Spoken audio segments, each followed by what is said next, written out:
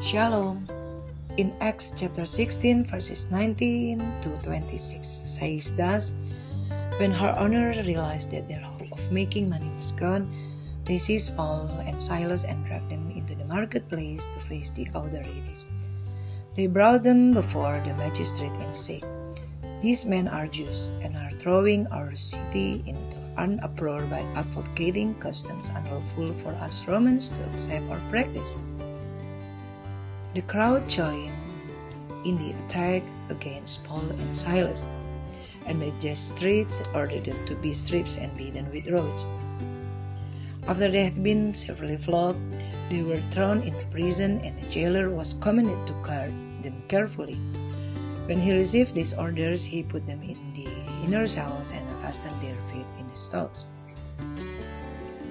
About midnight, Paul and Silas were praying and singing hymns to God, and the other prisoners were listening to them. Suddenly, there was such a violent earthquake that the foundations of the prisons were shaken. At once all the prison doors flew open, and everyone's chains came loose. The apostles Paul, in preaching the gospel in the city of Philippi by doing various kinds of actions, got a resistance from one of the residents. People feel disturbed by their work. The apostle Paul was persecuted and put in prison. The apostle Paul and Silas were put in prison and shackled to their feet in strong bands. The apostle Paul and Silas did not do anything. But, surprisingly, this did not cause them to remain silent.